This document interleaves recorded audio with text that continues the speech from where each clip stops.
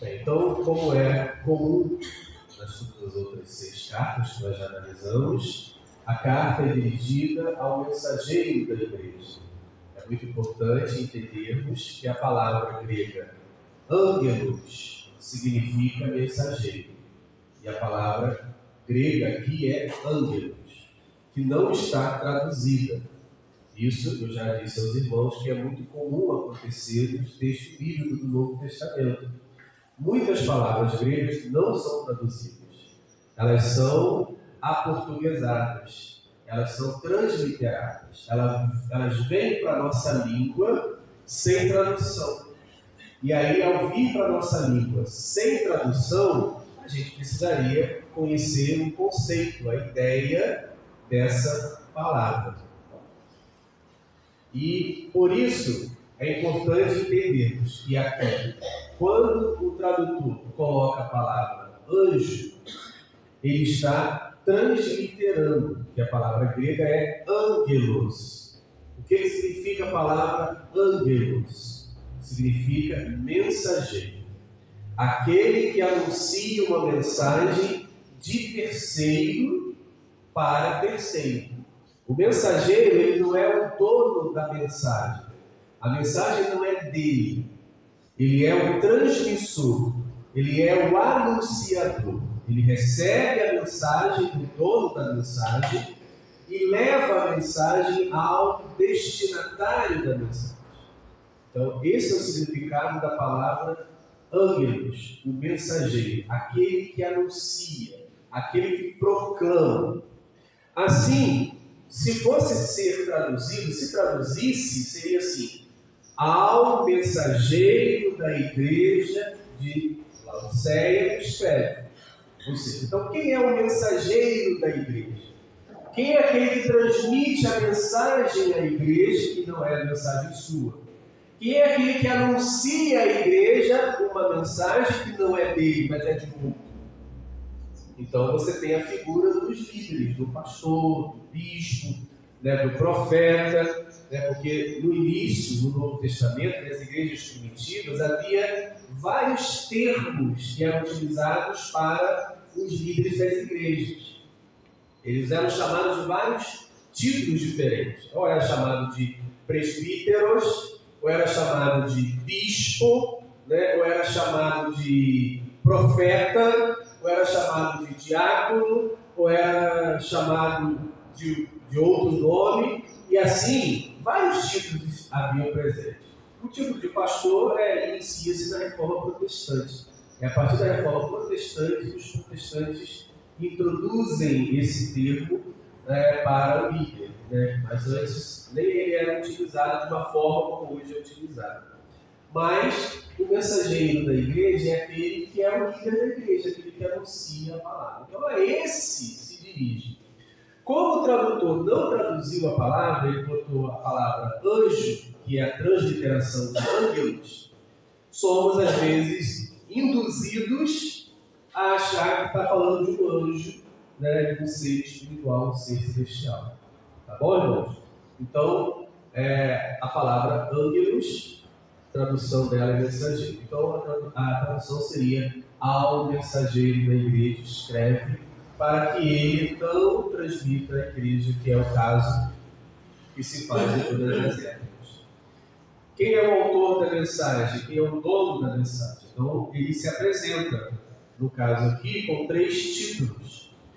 Assim fala o Amém, que é uma referência a Isaías, capítulo 65, versículo 16. Se alguém quiser ler, terá a oportunidade de ler. Isaías 65, versículo 16.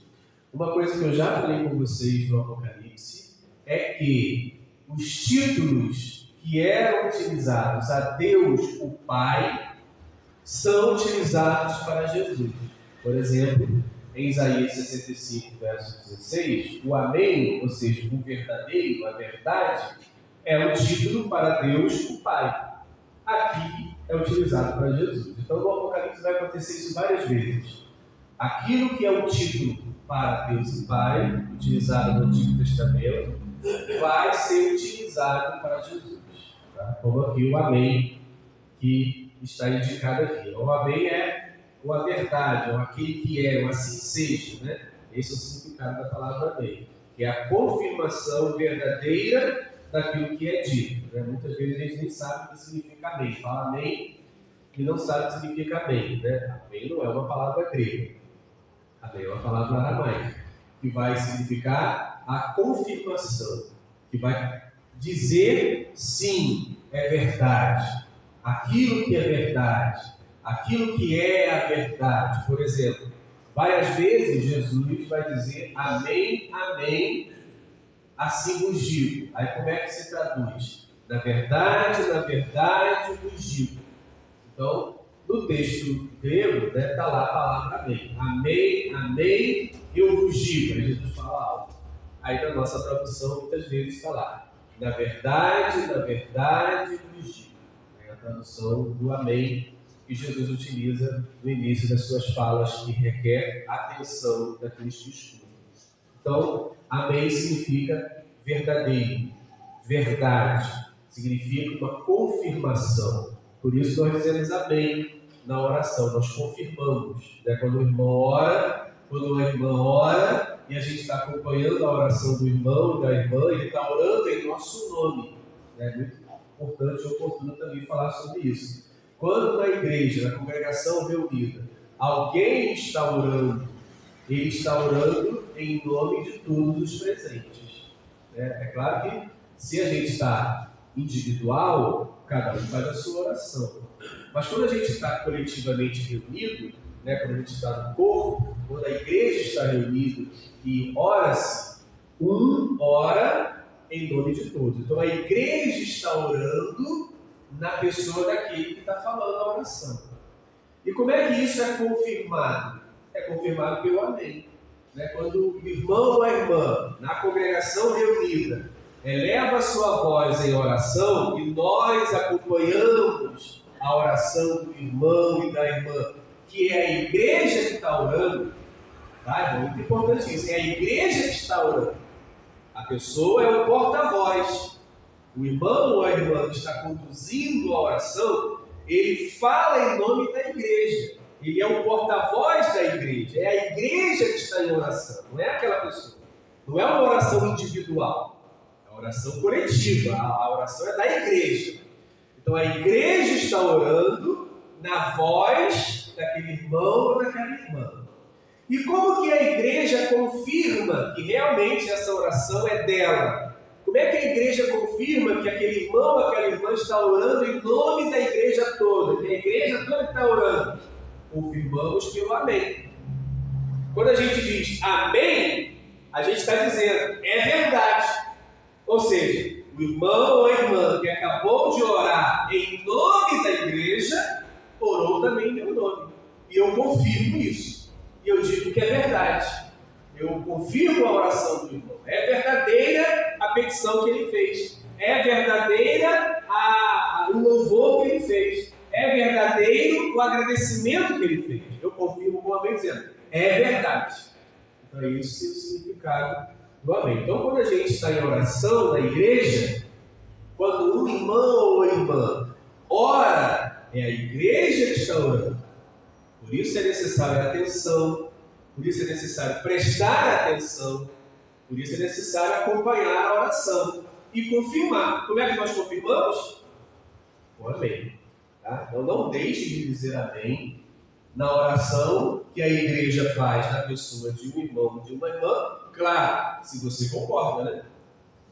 Se você não concorda, não diga amém. Mas se você concorda, diga amém, confirme. Esse é o sentido da palavra amém. Então Jesus aqui se apresenta como o amém, que é um título divino registrado em Isaías 65, versículo 16. A testemunha fiel e verdadeira, né? Aí repete-se o outro título, né? Verdadeiro. Mas aí está casadinho com fiel e verdadeira. A testemunha. Testemunha é uma tradução da palavra grega Marte. Tá? Marte é a palavra grega. Traduzindo, testemunha. Então a ideia de testemunha, o conceito de testemunha, é aquele que fala e coloca em risco a sua vida. É aquele que fala garante o que fala, confirma o que fala, mesmo diante da morte. É aquele que fala, mantém o que fala, mesmo ameaçado de morte. Esse é o conceito da palavra testemunha, que é a tradução da palavra mártir. Então Jesus é a testemunha, Jesus é um mártir. Por quê? Porque as suas palavras foram mantidas diante da ameaça de morte. As suas palavras foram mantidas até o final. Mesmo dizendo, você vai morrer se continuar falando isso. Ele continua falando e morreu. Esse é o mártir. O mártir é aquele que vai até o final, até a morte, mantendo o seu testemunho dando a sua palavra. Então Jesus é o mártir. Ele é a testemunha fiel. Não é aquela testemunha que volta atrás. Que nega diante da morte, diante do perigo, diante da ameaça, ele nega. Não, ele é fiel, ele vai até o final. Então, são os títulos aqui. Jesus é testemunha fiel e verdadeiro. Aí vem outro título. O princípio da criação de Deus. Ou seja, Paulo vai utilizar a palavra primogênito, né? Mas aqui esse título equivale a primogênito. O princípio da criação de Deus. Que também é um título retomado do Antigo Testamento. O texto que está lá é Provérbios, capítulo 8, versos 22 e 23. Você pode conferir lá. Provérbios, capítulo 8, versos 22 e 23. Que lá o título é a sabedoria, né? Que vai ser o título atribuído a Jesus. A sabedoria. O princípio da criação. E o provérbio diz qual foi a primeira coisa da criação? A sabedoria. Então, a igreja primitiva atribuía a Provérbios 8:22 a sabedoria Jesus, como título de Jesus, que vai, de uma forma mais intelectualizada no mundo grego da época, o que João vai fazer no Evangelho, dizendo que ele é o Logos, que ele é a palavra.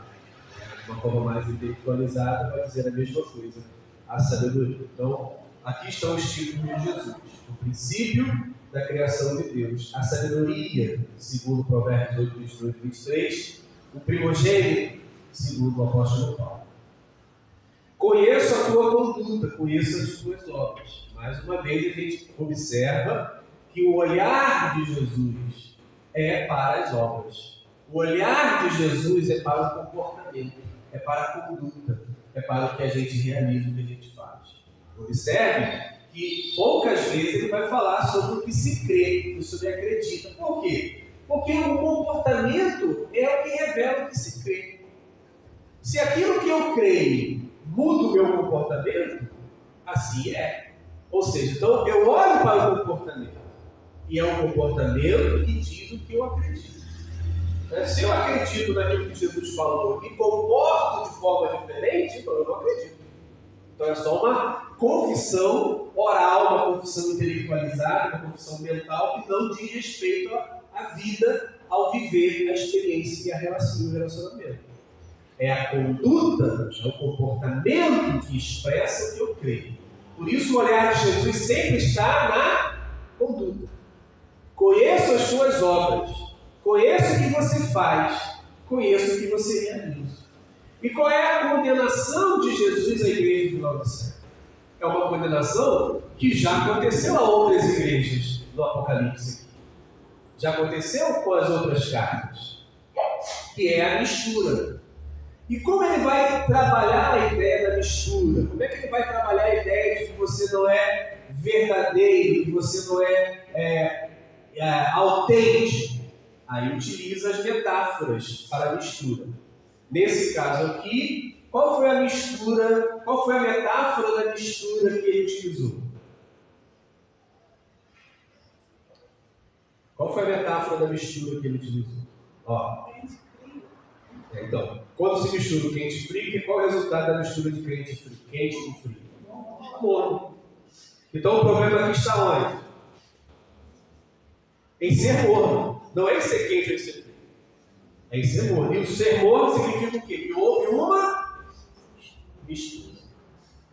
Então a condenação de Jesus da igreja de Laodiceia é o seu comportamento misturado. Misturado com o quê? Com o mundo. Misturado com o quê? Com a idolatria. É a igreja que não é 100% autêntica de Jesus. É a igreja que não é quente e nem é fria. Tem que ser fria ou quente, tem que ser um ou outro. Mas ela mistura um com o outro. Não é que o ser quente é bom e o ser frio é ruim. Aqui a metáfora não é essa, tá? Às vezes a gente fala, mas ser quente é bom ou ser frio é ruim. Não, aqui a metáfora não é essa. A metáfora aqui é condenar a mistura. Ser quente é positivo e ser frio é positivo. Qual é o negativo? É o outro. É misturar. Então, o que significa essa mistura na condenação que Jesus faz na igreja de Laodiceia? É o comportamento idólatra em que a igreja assimila a idolatria, em que a igreja adora os deuses do mundo, em que a igreja adora o imperador, em que a igreja participa do culto ao imperador romano e diz, a gente pode adorar Jesus, mas também adorar César. A gente pode ter César como nosso Senhor divino e também ter Jesus como nosso Senhor divino.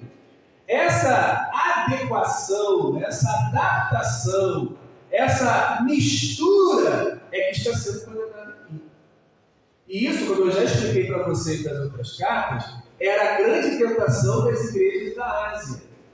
Por quê? Porque à medida que a igreja vai crescendo, ela vai sendo desafiada a tomar uma posição em relação ao imperador.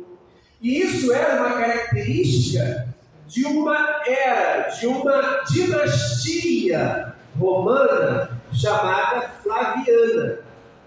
Na época em que o Apocalipse é escrito, o imperador é Domiciano, que pertencia a uma dinastia chamada Flaviana. E essa dinastia Flaviana teve o Júlio, a dinastia Juliana, que é anterior. Nessa época aqui, da escritura do Apocalipse, a dinastia era Flaviana.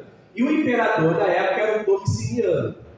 Qual era a marca dessa dinastia? Era uma dinastia que queria se impor pelos seus feitos. Queria se colocar diante do império como benfeitores, querendo justificar sua ascensão ao governo. Então eles faziam certas ações para louvor de si mesmo. Foi uma dinastia que construiu vários monumentos. Por exemplo, o Coliseu de Roma foi construído por essa dinastia. Ou seja, o Arco do Triunfo de Roma, não da França, foi construído por essa dinastia. Ou seja, então era uma dinastia que queria construir coisas para ficar marcada. E uma das coisas que eles lutavam para se impor no império era o culto a si mesmos como divinos, como filhos de Deus. Então eles impunham às províncias que construíssem templos e formavam sacerdotes que adoravam a César como divino, como filho de Deus.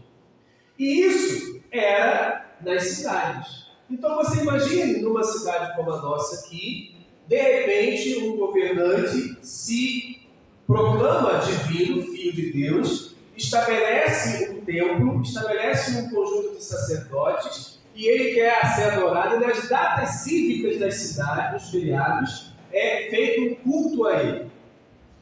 Como que a igreja vai se comportar diante de uma situação como essa? Se você é um funcionário público, por exemplo, você tem que participar das datas cívicas.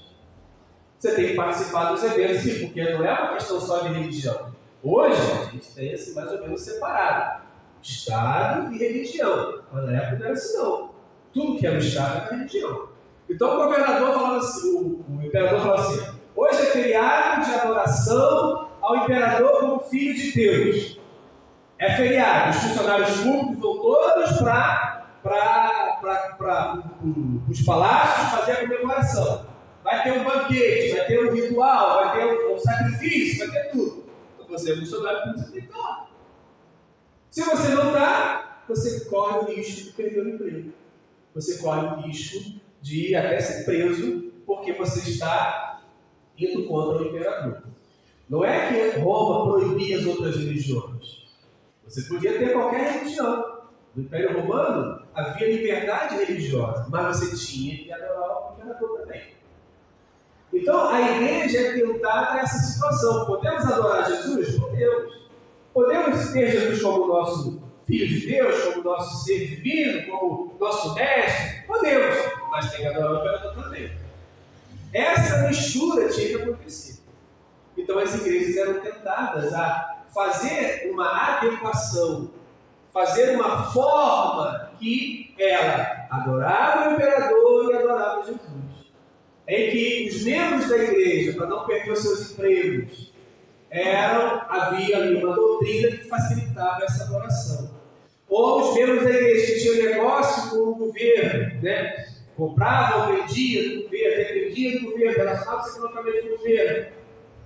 Adaptava, não vamos adorar porque a gente tem pensado para cortar o nosso contrato, a nossa empresa vai falir. Então havia essa tentação da igreja participar dos cultos idólatras por uma questão econômica de sobrevivência. E isso é condenado por Jesus nas cartas do Apocalipse. A igreja precisava manter-se fiel a Jesus, ao Filho de Deus, ao único Deus, o tempo todo. Não podia fazer essa negociação. Bem, então, quando ele condena, olha a conduta e condena, ele está condenando essa mistura. E como é que é a metáfora que vai utilizar para a mistura? Morno. Ou seja, você não é quente, não é frio, você não é autêntico, você não é exclusivo de uma coisa só, você é uma mistura, você é o resultado de uma mistura. E se você é o resultado de uma mistura, você não é nada. Você não é quente, você não é frio, você é o resultado da mistura. E se você é o resultado da mistura, eu vou vomitar você na minha boca. Ou seja, Jesus não aceita uma igreja que negocia com a idolatria e adora dois deuses.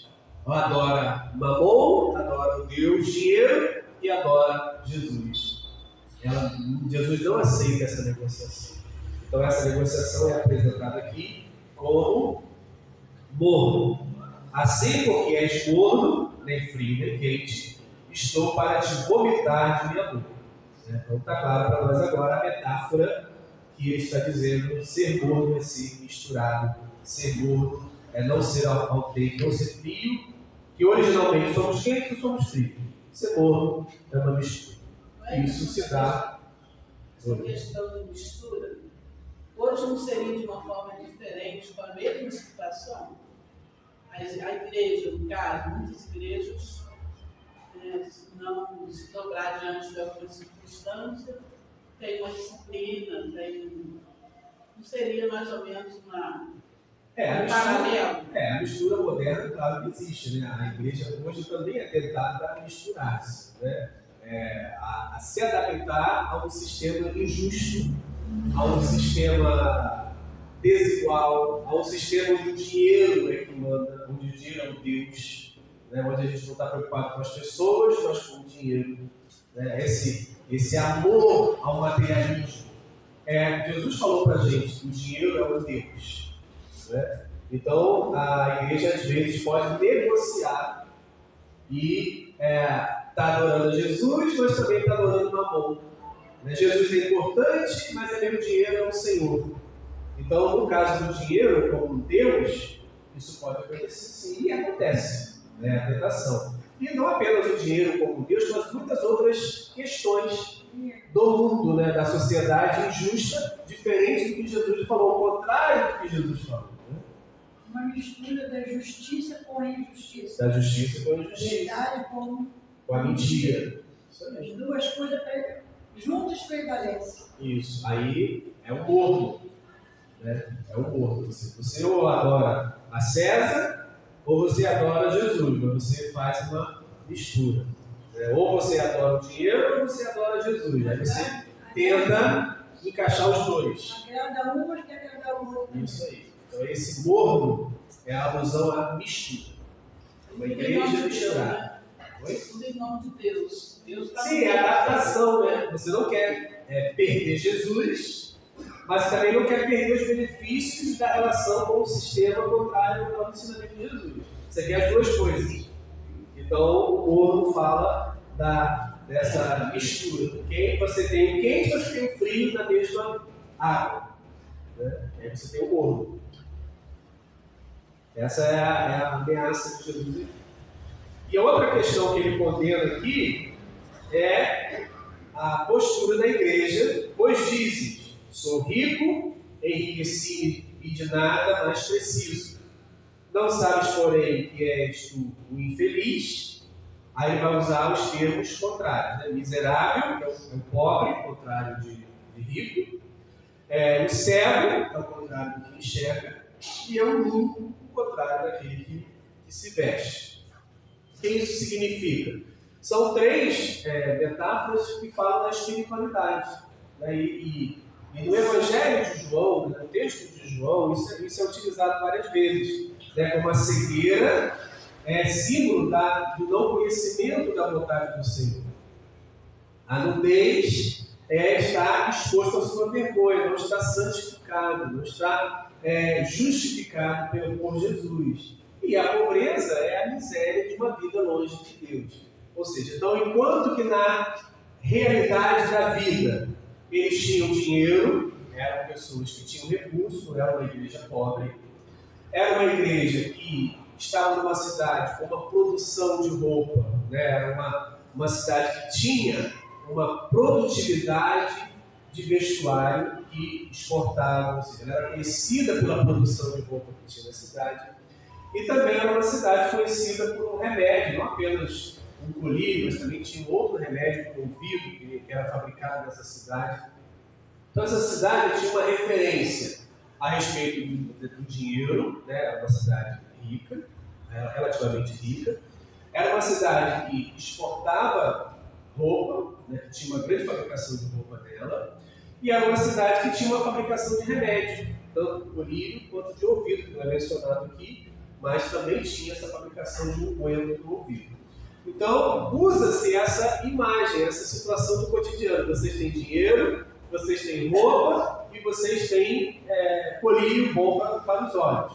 No entanto, espiritualmente, vocês são pobres, espiritualmente vocês estão nus, espiritualmente vocês estão cegos. Então, Jesus fala, eu aconselho que vocês comprem de mim. Né? O ouro verdadeiro é o de Jesus, não é a riqueza material deste mundo. A roupa verdadeira é a de Jesus, que santifica. Né? E o colírio verdadeiro é o de Jesus, que abre os nossos olhos e nos faz enxergar o caminho do Senhor. Então essa é a advertência aí. Verso 19: quanto a mim, repreendo e corrijo todos os que amo.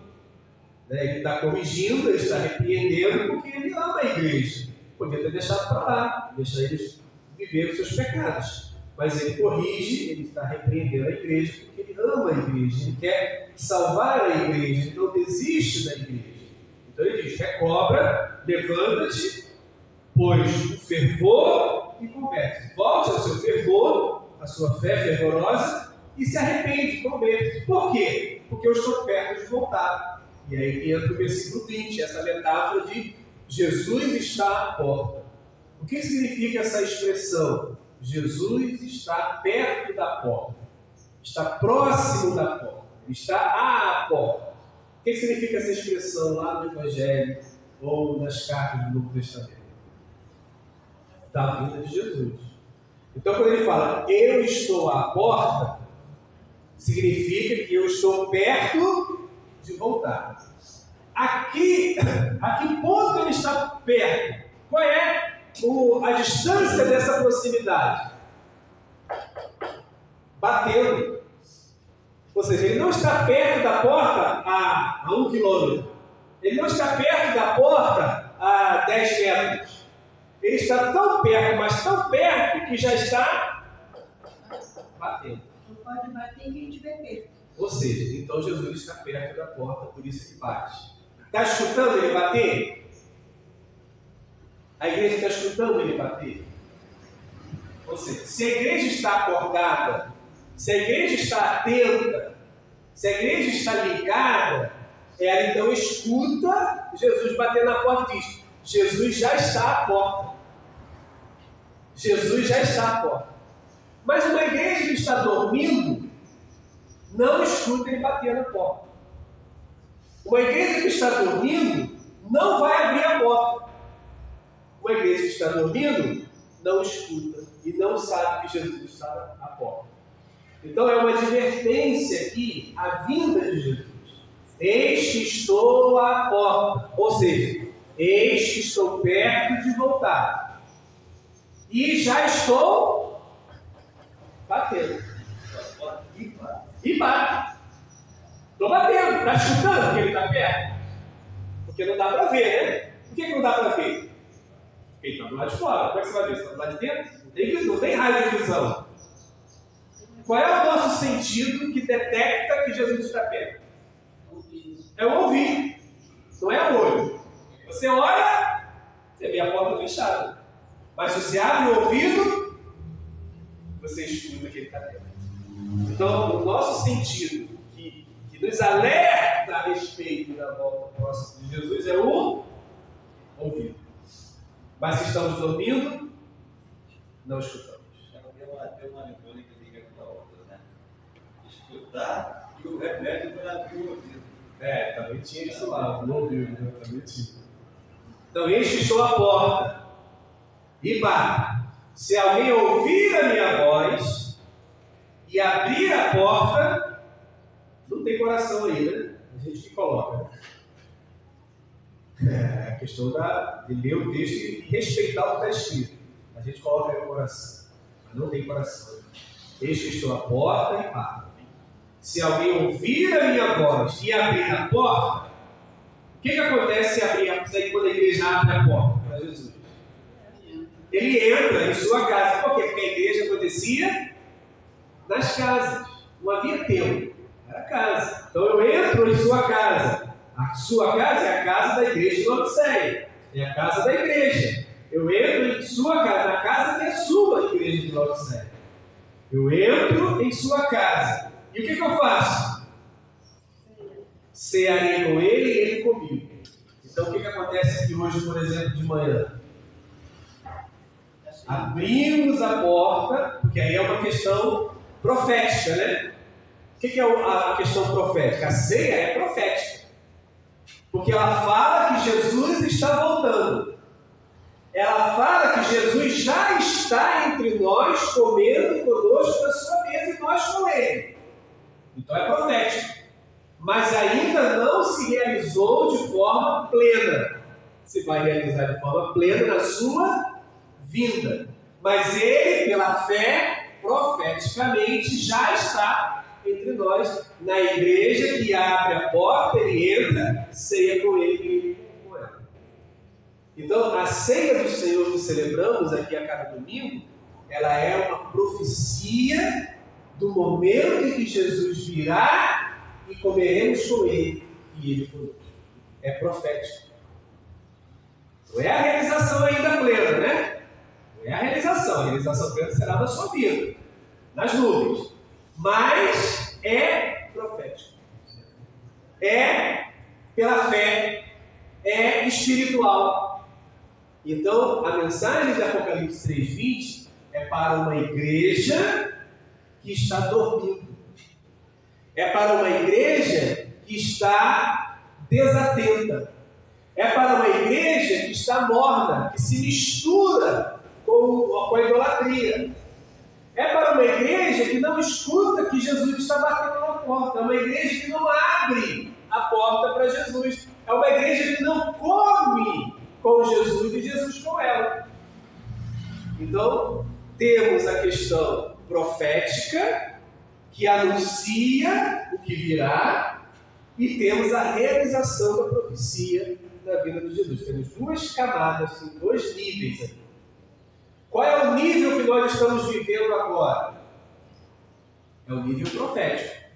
Então, quando Jesus está à porta da igreja, batendo, querendo entrar e comer conosco, profeticamente, no nível da camada que nós estamos, ele está falando da ceia. Mas no outro nível, ele está falando da sua vinda.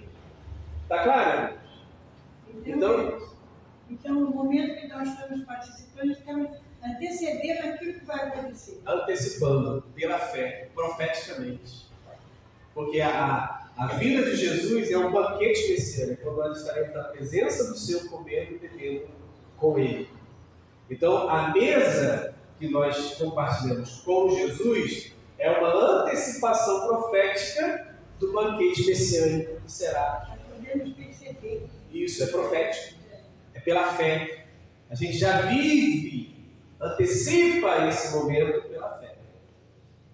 Mas uma igreja morta, que se mistura com a idolatria, ela não abre essa porta, ela não tem esse momento. Ela não vê, ela não sente, ela não escuta, não participa. E também ela está ameaçada de não participar da vida também. Ela não participa agora, não ameaça se não participar da vida também. Então esse é o recado de Jesus para a igreja. Ao vencedor, concederei que se assente comigo no meu trono, assim como também eu venci e estou sentado com meu Pai em seu trono. É uma promessa para aqueles que vencerem. Quem tem ouvidos, como finaliza todas elas, ouça o que o Espírito diz à igreja. O mensageiro da igreja transmite a mensagem. Mas não é a sua mensagem, não é o seu discurso que vai fazer o efeito. O que vai fazer o efeito é o Espírito que fala por meio do mensageiro. Então o mensageiro escreve ao mensageiro da igreja, que vai lá e transmite a mensagem. Mas no final da mensagem diz o quê? Ouçam o que o Espírito diz à igreja. Onde está o Espírito? O Espírito está entre o mensageiro e o ouvinte. É o que faz a intermediação. Mas aí cabe a gente, como ouvinte, discernir. Se é o ouvido, ouvido não. Mas se for o Espírito, escuta. Escuta. Amém? Amém, aleluia. Podemos finalizar?